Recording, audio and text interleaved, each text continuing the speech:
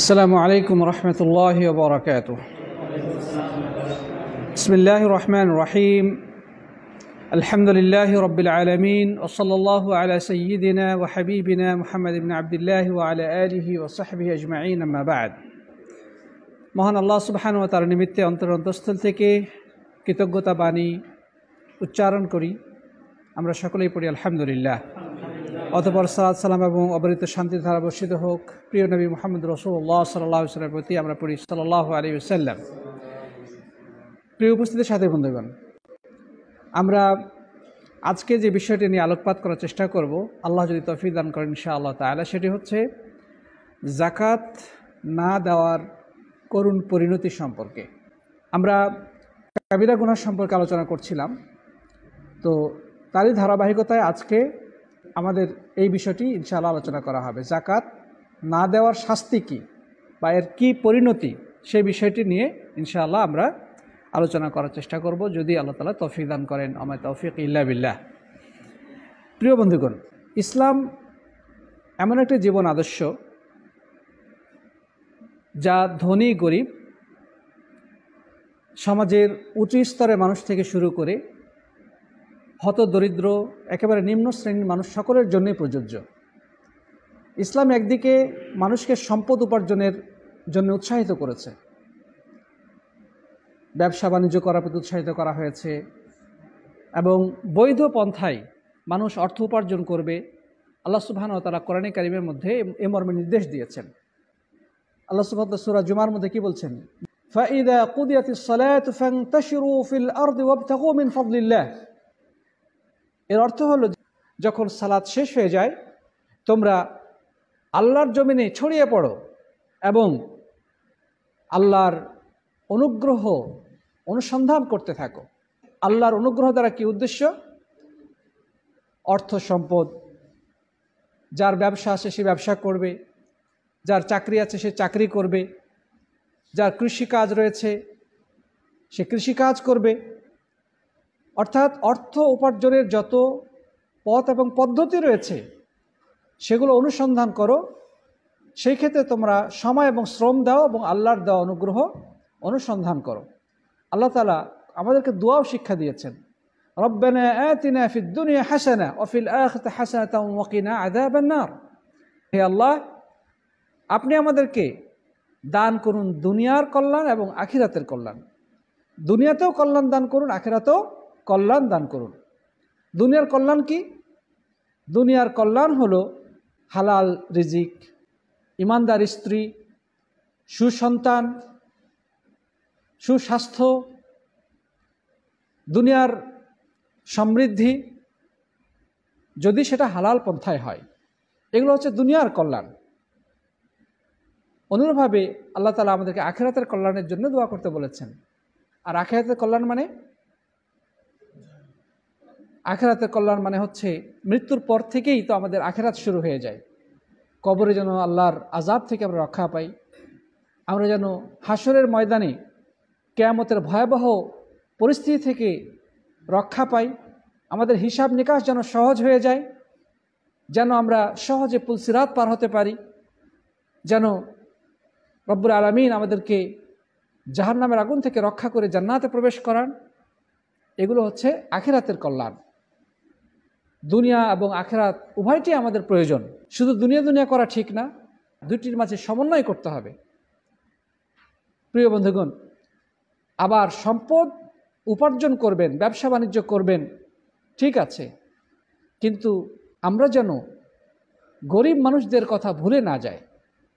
ধনীরা যেন অসহায়, দরিদ্র, নিঃস্ব, বাস্তুহীন, মুসাফির এবং সমাজের এতিম, শিশু, অভাবী লোকদের কথা যেন আমরা ভুলে না যাই।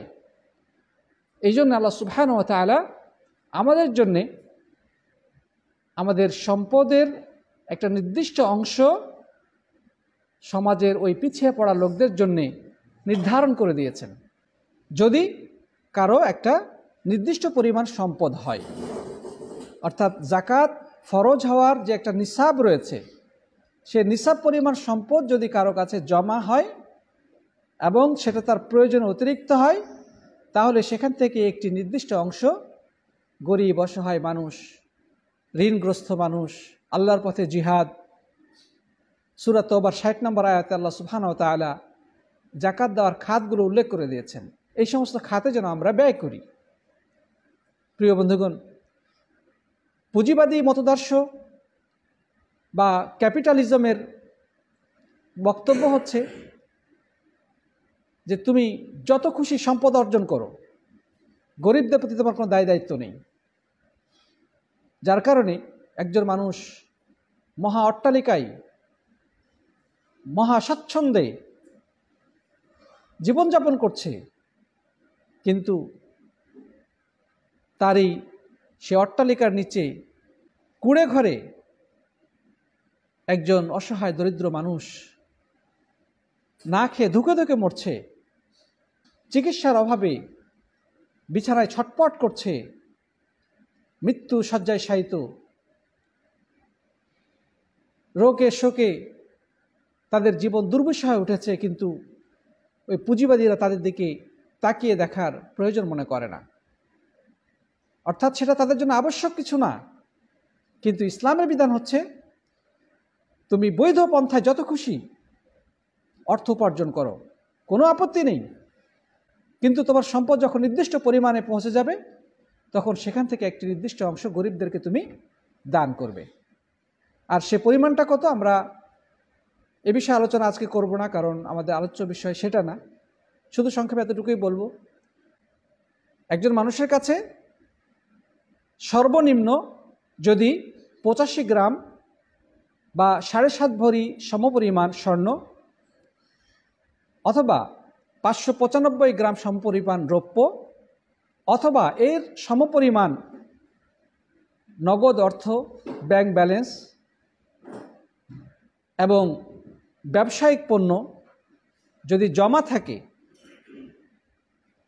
এবং 1 বছরের মধ্যে সেটা যদি সে খরচ না করে, তার প্রয়োজনে খরচ হয় নাই, জমা আছে, উদ্বৃত্ত আছে, তাহলে সেখান থেকে তার উপরে জাকাত ফরজ হবে।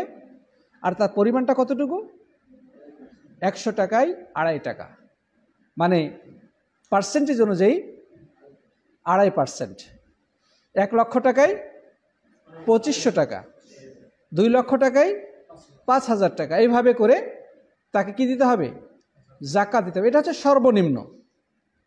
আবার যদি জায়গা জমি থাকে, সেখানে ফসল উৎপাদিত হয়, তাহলে তারও নির্দিষ্ট একটা পরিমাণ আছে, সেখান থেকে জাকাত দিতে হবে, ফসলের জাকাত দিতে হবে। আবার যদি কারো গবাদি পশু থাকে, গরু, ছাগল, উট ইত্যাদি, তাহলে তারও একটি নির্দিষ্ট পরিমাণে জাকাত দিতে হবে।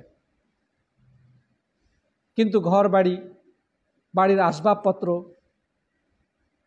অথবা জায়গা জমি কিনে রেখেছে, হয়তো ভবিষ্যতে কখনো বিক্রি করবে অথবা চাষাবাদ করবে বা করতেছে, অথবা তার গাড়ি আছে, ট্রাক আছে, এগুলোর উপরে কোনো জাকাত নাই। এগুলোর উপরে কি নাই? কোনো জাকাত নাই।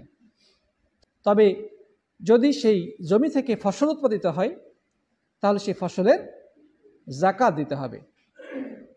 এবং সেক্ষেত্রে বেশ কিছু শর্ত আছে, আমরা সেদিকে আজকে যাব না। প্রিয় বন্ধুগণ, তাহলে আল্লাহ সুবহানাহু ওয়া তাআলার পক্ষ থেকে জাকাত আমাদের জন্য ফরজ করা হয়েছে।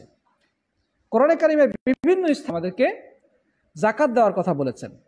আল্লাহ তাআলা বলছেন, ওয়া আকিমুস সালাতা ওয়া আতুজ যাকাহ, তোমরা সালাত কায়েম করো এবং জাকাত প্রদান করো। আল্লাহ তাআলা আরও বলেছেন, ওয়াইলুল লিল মুশরিকিন আল্লাযীনা লা ইউতুনা যাকাহ ওয়া হুম বিল আখিরাতি হুম কাফিরুন, যে ওই মুশরিকদের জন্য চূড়ান্ত ধ্বংস যারা জাকাত প্রদান করে না এবং আখিরাতে অবিশ্বাস করে। আল্লাহ সুবহানাহু ওয়া তাআলা কোরআনে কারীমের মধ্যে আরও বলেছেন, হুদা ওয়া রাহমাতাল লিল মুহসিনিন আল্লাযীনা ইউকিমুনাস সালাতা ওয়া ইউতুনাজ যাকাহ। সূরা লোকমানের 3 এবং 4 নম্বর আয়াতে আল্লাহ সুবহানাহু ওয়া তাআলা বলছেন যে এই কোরআনে কারীম হচ্ছে পথপ্রদর্শক এবং রহমত যারা মুহসিনিন তাদের প্রতি, যারা সালাত কায়েম করে এবং যাকাত প্রদান করে। প্রিয় বন্ধুগণ, এভাবে কোরআনে কারীমের বিভিন্ন স্থানে রব্বুল আলামিন যাকাতের কথা বলেছেন। যাকাত শব্দের শাব্দিক অর্থ হচ্ছে বৃদ্ধি। যাকাত যদি কেউ দেয়, যাকাত দ্বারা তার সম্পদ কমে না, বরং বৃদ্ধি পায়। যাকাতের মাধ্যমে আল্লাহ তাআলা বান্দাকে পুত পবিত্র করেন এবং তাকে পরিশুদ্ধ করেন। যাকাত মূলত সম্পদের হক। কিন্তু অনেক মানুষ রয়েছে যারা যাকাত দেওয়াকে বোঝা মনে করে, যাকাত দেওয়াকে কষ্টকর মনে করে, কিন্তু তারা ভুলে যায় এই যাকাত মূলত তার নিজের জন্য বেশি কল্যাণকর। যাকাত দ্বারা সে গরিবকে সাহায্য করার আগে সে নিজের কল্যাণ করে। গরিবের প্রতি অনুগ্রহ নয়, বরং তার উপরে অপরিহার্য দায়িত্ব। বরং শুকরিয়া আদায় করা উচিত যে সে গরিবকে যাকাত দিতে পারছে। প্রিয় বন্ধুগণ, কোরআনে কারীমের মধ্যে আল্লাহ সুবহানাহু ওয়া তাআলা ওই সমস্ত মানুষদের বদনাম করেছেন যারা সম্পদকে কুক্ষিগত করে রাখে এবং আঁকড়ে ধরে থাকে, মনে করে যে এই সম্পদ বুঝি তাদের অমর করে রাখবে। ইয়াহসাবু আন্না মালাহু আখলাদা, আল্লাহ তাআলা বলছেন যে সে মনে করে তার সম্পদ তাকে স্থায়িত্ব দান করবে, সে কখনো মরবে না। কোটি কোটি টাকার সম্পদ, কিন্তু সে আরো সম্পদ উপার্জনের জন্য হাহাকার করে বেড়াচ্ছে। তাই তো হাদিসে বর্ণিত হয়েছে, বনি আদমকে যদি একটি স্বর্ণের পাহাড় দেওয়া হয় তাহলে এতে সে তৃপ্ত হবে না, সে আরেকটি স্বর্ণের পাহাড় পাওয়ার প্রত্যাশা করবে।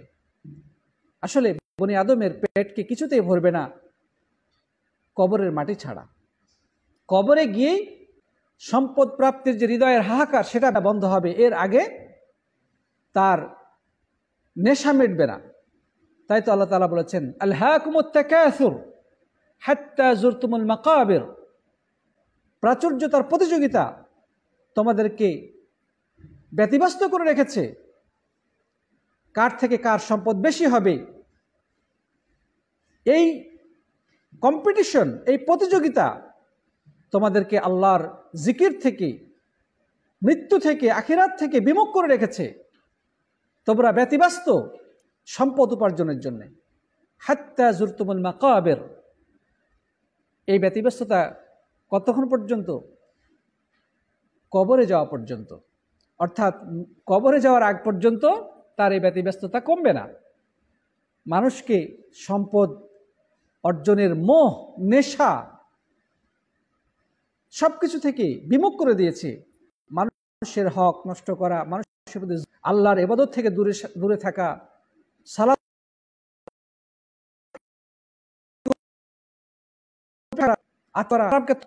শুধু কিসের জন্য? সম্পদ উপার্জনের জন্য। এই সম্পদ কি কবরে নিয়ে যাবেন? মানুষকে এই সম্পদ কবরে নিয়ে যাবে? হাদিসে আছে, নবী আকরাম সাল্লাল্লাহু আলাইহি ওয়াসাল্লাম বলেছেন, ইয়াকুলু ইবনু আদম মালি মালি ওয়া আইনা মালুহু, বনি আদম তো শুধু বলে সম্পদ সম্পদ, কিন্তু তার সম্পদ আসলে কি? সম্পদ তো সেটাই যেটা সে অলরেডি খেয়ে ফেলেছে, এবং সম্পদ তো সেটাই যেটা সে ব্যবহার করে পুরাতন করে দিয়েছে। আপনি আপনার উপার্জন থেকে জামা কিনেছেন, জুতা কিনেছেন, পোশাক পরিধান করে সেটা পুরাতন করেছেন, এটা আপনার সম্পদ। আর যেটা আপনি অলরেডি খেয়ে শেষ করেছেন, এটা আপনার সম্পদ। এখনও যেটা খান না সেটা আপনার সম্পদ নয়, সেটার হিসাব নিকাশ আরেকজন করছে। আপনি জায়গা জমি ক্রয় করছেন, ব্যাংক ব্যালেন্স জমা করছেন, আপনি বিল্ডিং তৈরি করছেন, কিন্তু এই সব কিছুর হিসাব কিন্তু আরেকজন করতেছে।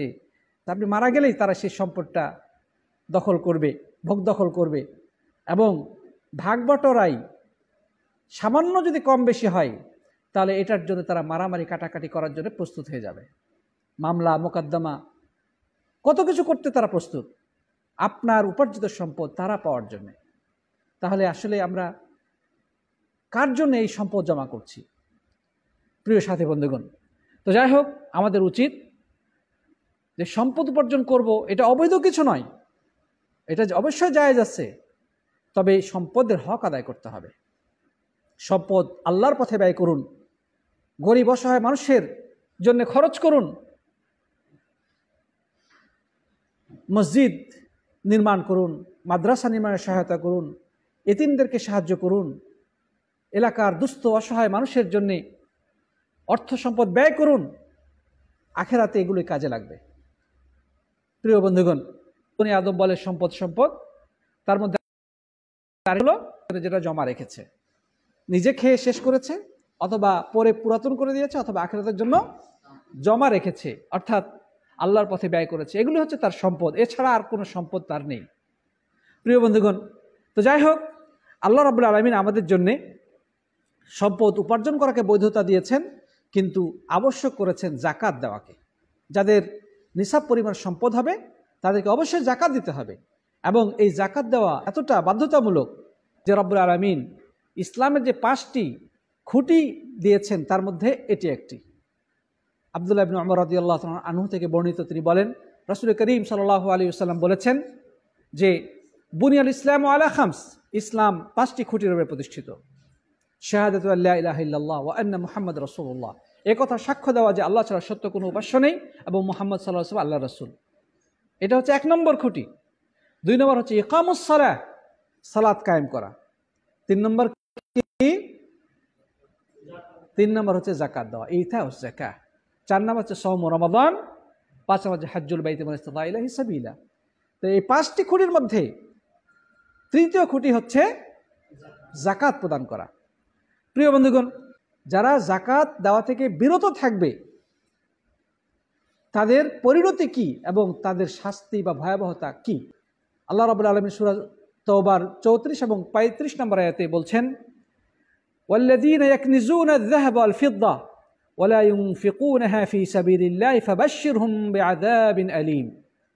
যারা স্বর্ণ রৌপ্য এগুলোকে পঞ্জীভূত করে রাখে এবং আল্লাহর পথে খরচ করে না, তাদেরকে পীড়াদায়ক শাস্তির, অনন্ত শাস্তির সুসংবাদ দিয়ে দাও।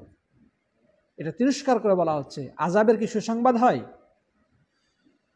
আযাবের সুসংবাদ হয় না, কিন্তু আল্লাহ রাব্বুল আলামিন তাদেরকে তিরস্কার করে বলছেন যে এদের জন্য সুসংবাদ আছে, আযাবের কঠিন শাস্তির সুসংবাদ দিয়ে দাও। সেই শাস্তিগুলো কি? ইয়াউমা ইউহমা আলাইহা ফি নারি জাহান্নাম ফাতুকওয়া বিহা জিবাহুহুম ওয়া জুনুবুহুম ওয়া যুহুরুহুম হাযা মা কানাসতুম লিআনফুসিকুম ফাযুকু মা কুনতুম তাকনিজুন। আল্লাহ তাআলা দ্ব্যর্থহীন ভাষায় বলে দিচ্ছেন যে যেই সম্পদ সে জমা করেছিল কিন্তু আল্লাহর পথে ব্যয় করেনি, সেগুলোকে জাহান্নামের আগুনে উত্তপ্ত করা হবে এবং সেগুলো দ্বারা তার কপাল, পার্শ্বদেশ এবং পিঠে কি দেওয়া হবে? ছ্যাঁক দেওয়া হবে। এবং তাদেরকে বলা হবে যে তোমরা যে সম্পদ নিজেদের জন্য জমা করেছিলে, এই হচ্ছে তোমাদের সেই সম্পদ। তোমরা নিজেদের জন্য যে সম্পদ পঞ্জীভূত করে রেখেছিলে, এগুলোই হচ্ছে তোমাদের সেই সম্পদ। এখানে কি বলা হয়েছে? তুকুয়া বলা হয়েছে। তুকুয়া মানে ছ্যাঁক দেওয়া। আরবিতে আয়রন বা ইস্তারিকে বলা হয় মিকওয়া। কি বলা হয়? মিকওয়া। এই শব্দটা কিন্তু কোরআনে কারীমের এখান থেকে এসেছে। এই তুকুয়া থেকে আসছে মিকওয়া। মিকওয়া শব্দের অর্থ হচ্ছে ইস্তারি বা আয়রন। প্রিয় সাথী বন্ধুগণ, তাহলে আমরা যেই অর্থ সম্পদ উপার্জন করে আঁকড়ে ধরে আছি, যাকাত বের করি না, আল্লাহর রাস্তায় সেগুলো খরচ করি না, এই সম্পদগুলো দ্বারাই আমাদেরকে কিয়ামতের দিন জাহান্নামের আগুনে আযাব দেওয়া হবে, শাস্তি প্রদান করা হবে। প্রিয় বন্ধুগণ, আবু হুরায়রা রাদিয়াল্লাহু তাআলা থেকে বর্ণিত হয়েছে, নবী করিম সাল্লাল্লাহু আলাইহি ওয়াসাল্লাম বলেছেন, মান আতাহুল্লাহু মালান ফালাম ইউআদ্দি যাকাতাহু মুসিলা লাহু মালাহু শুজাআন আকরা লাহু যাবিবাতান ইউতাওবিকুহু ইয়াওমাল কিয়ামাহ ইয়াখুযু বিলিহজিমাতাইহি ইয়ানি শিদকাইহি সুম্মা ইয়াকুলু আনা মালুকা আনা কানজুক। আল্লাহ নবী সাল্লাল্লাহু আলাইহি ওয়াসাল্লাম বলছেন, আল্লাহ তাআলা যাকে সম্পদ দিয়েছিলেন, সে যদি তার সম্পদের যাকাত আদায় না করে, তাহলে তার সম্পদকে কিয়ামতের দিন টাক বিশিষ্ট, মানে মাথায় টাকওয়ালা সাপে পরিণত করা হবে, যার মাথায় দুটি কালো কালো দাগ থাকবে, পেঁচিয়ে দেওয়া হবে। সেই সাপ তার চোয়ালকে আঁকড়ে ধরবে, কামড়ে ধরবে এবং তাকে দংশন করতে করতে বলবে, আনা মালুক আনা কানজুক, আমি তোমার সম্পদ, আমি তোমার সেই পুঞ্জীভূত অর্থ করি। নবী আকরাম সাল্লাল্লাহু আলাইহি ওয়াসাল্লাম এই হাদিসটি বলার পরে তিনি কোরআনে কারীমের আয়াতটি তেলাওয়াত করলেন, ওয়ালা ইয়াহসাবান্নাল্লাযীনা ইয়াবখালুনা বিমা আতাহুমুল্লাহু মিন ফাদলিহি হুয়া খায়রান লাহুম বাল হুয়া শাররুন লাহুম। যারা তাদের সম্পদের ব্যাপারে কৃপণতা করে, তারা যেন এটা মনে না করে যে তাদের সেই সম্পদ তাদের জন্য কল্যাণকর। আল্লাহ যে তাদেরকে যেই অনুগ্রহ দিয়েছিলেন, যে সম্পদ দিয়েছিলেন, সেটা তাদের জন্য কল্যাণকর, এটা যেন তারা মনে না করে, বরং এটা তাদের জন্য অকল্যাণকর। সায়ুতাওয়াকুনা বিমা বাখিলু বিহি ইয়াওমাল কিয়ামাহ। তারা যেই সম্পদের ব্যাপারে কৃপণতা করেছিল, তা তাদের গলায় পেঁচিয়ে দেওয়া হবে। ওয়ালিল্লাহি মিরাসুস সামাওয়াতি ওয়াল আরদ আল্লাহু বিমা তা'মালুনা খাবীর। আসমান জমিনের সমস্ত সত্ত্ব মালিকানা, উত্তরাধিকার কে? আল্লাহ রাব্বুল আলামিন। তিনি আমাকে আপনাকে সাময়িক সময়ের জন্য কিছু সম্পদ দিয়েছেন। এই সম্পদের মধ্যে আল্লাহ তাআলা যাকাত ফরজ করে দিয়েছিলেন।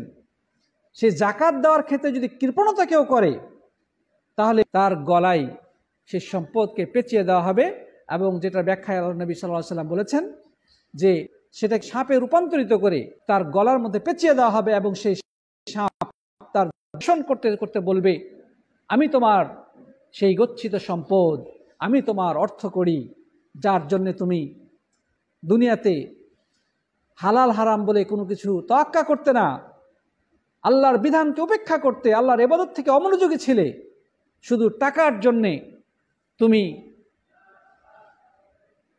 সব ধরনের অন্যায় অপকর্ম করেছো। আজকে আমি হচ্ছি তোমার সেই গচ্ছিত সম্পদ। আল্লাহ রাব্বুল আলামিন যেন আমাদেরকে সেই ভয়াবহ পরিস্থিতি থেকে হেফাজত করেন, আল্লাহুম্মা আমিন। প্রিয় বন্ধুগণ, আরেকটি হাদিস রয়েছে, আল্লাহ নবী সাল্লাল্লাহু আলাইহি ওয়াসাল্লাম বলেছেন, মা মিন সাহিবি যাহাবিন ওয়ালা ফিদ্দাতিন লা ইউআদ্দি হাক্কাহুমা ইল্লা ইযা কানা ইয়াওমাল কিয়ামাহ সুফিহাত লাহু সাফাইহু মিনান নার ফাউহমিয়া আলাইহা ফি নারি জাহান্নাম ফাতুকওয়া বিহা জামবুহু ওয়া জাবিনুহু ওয়া যাহরুহু কুল্লামা বারাদাত উঈদাত লাহু في يوم كان مقداره 50,000 سنة حتى يقضى بين العباد فيرى سبيله إما إلى الجنة وإما إلى النار। আল্লাহ নবী সাল্লাল্লাহু আলাইহি ওয়াসাল্লাম এখানে বলছেন যে কোনো স্বর্ণ এবং রূপার মালিক যে তাদের এই সম্পদ এবং রূপার হক আদায় করে নাই, অর্থাৎ যাকাত আদায় করে নাই, কিয়ামতের দিন এগুলোকে পাত বানানো হবে এবং জাহান্নামের আগুনে সেই পাতগুলোকে উত্তপ্ত করা হবে। এরপরে সেগুলো দ্বারা ছ্যাঁক দেওয়া হবে তার কপালে, তার পার্শ্বদেশে এবং পিঠে। যখনই সেগুলো ঠান্ডা হয়ে যাবে, পুনরায় গরম করে আবার ছ্যাঁক দেওয়া হবে। তাহলে এই হাদিস থেকেও ওই কোরআনের আয়াতের ব্যাখ্যা পাওয়া যাচ্ছে যে কোরআনেও এ ধরনের কথা বলা হয়েছে। আল্লাহ নবী সাল্লাল্লাহু আলাইহি ওয়াসাল্লাম এই হাদিসে তার ব্যাখ্যা দিয়েছেন। প্রিয় বন্ধুগণ, তো এগুলো হচ্ছে আখিরাতের শাস্তি। দুনিয়াতে ইসলামী সরকারের পক্ষ থেকে যাকাত অস্বীকারীর বিরুদ্ধে কী ধরনের পদক্ষেপ নেওয়ার কথা বলা হয়েছে। প্রিয় বন্ধুগণ, এ মর্মে আলেমগণ যেটা বলেছেন যে ইসলামী রাষ্ট্র কোনো ব্যক্তি যদি স্বেচ্ছায় জাকাত না দেয় তাহলে আইন প্রয়োগের মাধ্যমে, প্রশাসনের মাধ্যমে তার কাছ থেকে জাকাত আদায় করবে। কেউ যদি জাকাত দিতে অস্বীকার করে বা জাকাত না দেয় তাহলে প্রশাসনের লোকজন গিয়ে তার সম্পদ থেকে যেটা ন্যায্য পাওনা সেটা অবশ্যই নিয়ে নেবে। এখন জরিমানা হিসেবে অতিরিক্ত কিছু নেওয়া যায় কি না এই ব্যাপারে আলেমদের দ্বিমত রয়েছে। কিছু আলেমের মতে এই ধরনের ব্যক্তির ক্ষেত্রে কিছু অতিরিক্ত প্রয়োজনে সরকার নিতে পারে, কিন্তু অধিকাংশ আলেমের মতে যে অতিরিক্ত নেওয়া যাবে না, যেটা প্রাপ্য মানে যতটুকু হিসাবে আসে অতটুকু নিবে না। সূরা তওবার 103 নম্বর আয়াতে আল্লাহ তাআলা বলেছেন, খুয মিন আমওয়ালিহিম সাদাকাতান তুতাহিরুহুম ওয়া তুযাক্কিহিম, যে হে আল্লাহর নবী তাদের সম্পদ থেকে যাকাত গ্রহণ করুন, মানে আপনি যাকাত নিয়ে নিন। প্রিয় বন্ধুগণ, তাহলে ইসলামী আইন অনুযায়ী ইসলামী সরকারের দায়িত্ব হচ্ছে যাকাত কালেক্ট করা। রাষ্ট্রীয়ভাবে এটা রাষ্ট্রের অর্থনৈতিক সমৃদ্ধির বড় একটি মাধ্যম। আমাদের সমাজে, আমাদের দেশে যে পরিমাণ অর্থ সম্পদের মালিক আছে, যত বিলিয়নিয়ার রয়েছে, যত কোটিপতি রয়েছে, শিল্পপতি রয়েছে, সরকার যদি তাদের যাকাত নিত তাহলে আমাদের দেশ দরিদ্র থাকতো না, এর আগে দারিদ্রতার সীমা অতিক্রম করে ধনী রাষ্ট্রে পরিণত হয়ে যেত। দুর্ভাগ্য হলো সত্য যে সরকার এমন একটি রাষ্ট্রীয় মানে সঞ্চয় এবং জনগণের কল্যাণের জন্য এত চমৎকার একটি ব্যবস্থাকে সরকার উপেক্ষা করে চলেছে। সৌদি আরবে আলহামদুলিল্লাহ কোনো প্রতিষ্ঠান, কোনো দোকান বা কোনো কোম্পানি তারা লাইসেন্স রিনিউ করতে পারবে না যতক্ষণ পর্যন্ত যাকাত না দেবে। আলহামদুলিল্লাহ আল্লাহর বিধান তারা বাস্তবায়ন করেছে এবং আরও অন্যান্য বিধানগুলো বাস্তবায়ন তারা করার চেষ্টা করছে, যার কারণে আল্লাহ রাব্বুল আলামিন তাদেরকে নেয়ামত ঢেলে দিচ্ছেন আলহামদুলিল্লাহ, এবং পৃথিবীর অন্যতম শক্তিশালী, অর্থনৈতিক শক্তিশালী রাষ্ট্রে পরিণত হয়েছে। যদিও তাদের কিছু ভুল ত্রুটি অবশ্যই আছে, তারা নিষ্পাপ না, আমরা কেউ বলি না, কিন্তু আলহামদুলিল্লাহ পৃথিবীর বুকে বর্তমানে আসমান নিচে জমিনের উপরে সৌদি আরবের মতো ইসলামী আইন বাস্তবায়নকারী দেশ পৃথিবীতে দ্বিতীয়টি নাই, কোথাও নাই। তাদের মধ্যে যতই ভুল থাকুক, যতই কিছু অন্যায় অপকর্ম থাকুক, কিন্তু তারপরেও ইসলামী আইনের ক্ষেত্রে বর্তমান বিশ্বে বরং কয়েক শতাব্দীর মধ্যে এরকম ইসলামী আইন বাস্তবায়নকারী রাষ্ট্র আর পৃথিবীতে প্রতিষ্ঠিত হয় নাই। আল্লাহর এই বিধান বাস্তবায়ন করা আল্লাহর নির্দেশ। আল্লাহ তাআলা বলছেন, খুয মিন আমওয়ালিহিম সাদাকাতান, তাদের সম্পদ থেকে যাকাত গ্রহণ করো, যাকাত নাও। এবং আল্লাহ নবী সাল্লাল্লাহু আলাইহি ওয়াসাল্লাম মুআজ রাদিয়াল্লাহু তাআলা আনহুকে যখন ইয়ামানে প্রেরণ করলেন তখন তিনি তাকে যে নির্দেশনা দিয়েছিলেন সেগুলোর মধ্যে একটি এটাও ছিল যে, হে মুআজ, তুমি যখন তাদের কাছে যাবে তাদেরকে তাওহীদের দাওয়াত দিবে, তাওহীদের দাওয়াত যদি তারা মেনে নেয় তাহলে তুমি তাদেরকে নামাজের নির্দেশ দিবে। তারা যদি নামাজের নির্দেশ মেনে নেয় তারপরে তুমি তাদেরকে বলবেন যে ইন্নাল্লাহা ইফতারাদা আলাইকুম যাকাত আমওয়ালিকুম, যে তাদেরকে বলবে যে আল্লাহ তাআলা তোমাদের যাকাত ফরজ করেছেন এবং সেই যাকাত ধনীদের কাছ থেকে নিবে এবং গরিবদের মাঝে, তাদের গরিবদের মাঝে বন্টন করে দেবে। সাথী বন্ধুগণ, তাহলে এটি রাষ্ট্রীয় একটি আইন, এই যাকাত দিতে বাধ্য। যদি কেউ যাকাত না আসে, দায়িত্ব হচ্ছে প্রশাসনের মাধ্যমে আইন প্রয়োগ করে তাদের কাছ থেকে যাকাত গ্রহণ করা। এবং যাকাত গ্রহণ করে কি নিজে খেয়ে নেবে? এগুলো যাকাত দেওয়ার যে খাতগুলো আছে, গরিব, অসহায় মানুষ, ঋণগ্রস্ত মানুষ, অথবা একদল মানুষ ইসলামের দিকে আসবে, একটু সাহায্য সহযোগিতা পেলে হয়তো ইসলামের দিকে আসার জন্য প্রস্তুত হয়েছে, উন্মুখ হয়ে রয়েছে, আর্থিক সংকটের কারণে আসতে পারতেছে না, অথবা ইসলাম গ্রহণ করেছে কিন্তু তাদের আবাসন দরকার, তাদের একটা আশ্রয় দরকার, তাদের জন্যে জাকাত অর্থ ব্যয় করবে। অনুরূপভাবে আল্লাহর পথে জিহাদের জন্যে জাকাত ব্যয় করবে, জাকাতের অর্থ ব্যয় করবে। তো ইসলামী সরকার যদি আমাদের সমাজে প্রতিষ্ঠিত থাকতো, তাহলে আজকে আমাদের সমাজে এই দারিদ্র্য, এই হাহাকার, এই দুর্নীতি, এই অন্যায় অবিচার থাকতো না। আমাদের রাষ্ট্রটা সমৃদ্ধশালী হতো, গরিব অসহায় মানুষের মুখে হাসি ফুটতো, জাকাত আদায় করা হতো, ফিতরা আদায় করা হতো। এভাবে করে সমাজের একে অপরকে সাহায্য সহযোগিতা, পারস্পরিক সহানুভূতির মাধ্যমে একটি সুন্দর এবং একটি সুখময় সমাজ প্রতিষ্ঠিত হতো। আল্লাহ রাব্বুল আলামিনের কাছে দোয়া করি, আল্লাহ সুবহানাহু ওয়া তাআলা যেন আমাদের সবাইকে ইসলামের এই বিধানটির গুরুত্ব উপলব্ধি করার এবং সমাজে এর গুরুত্ব এবং প্রয়োজনীয়তার প্রচার এবং প্রসার করার তৌফিক দান করেন, আল্লাহুম্মা আমিন। শেষে দোয়া করি, রাষ্ট্র ক্ষমতা যারা আসবে, আল্লাহ রাব্বুল আলামিন তাদের অন্তরকে যেন ইসলামের জন্য উন্মুক্ত করে দেন, তারা যেন হেদায়েত প্রাপ্ত হয়, তারা যেন ইসলামের বিধানগুলোকে সমাজে বাস্তবায়িত করে। রাব্বুল আলামিন নিশ্চয় সর্বময় ক্ষমতা অধিকারী, তিনি চাইলে সব কিছুই করতে পারেন। আল্লাহ রাব্বুল আলামিন আমাদের সবাইকে তৌফিক দান করুন, আল্লাহুম্মা আমিন। জাযাকুমুল্লাহু খাইরান। হাদা ওয়া সাল্লাল্লাহু আলা নবিয়িনা মুহাম্মদ ওয়া আলা আলিহি ওয়া সাহবিহি আজমাইন। আসসালামু আলাইকুম ওয়া রাহমাতুল্লাহি ওয়া বারাকাতুহু।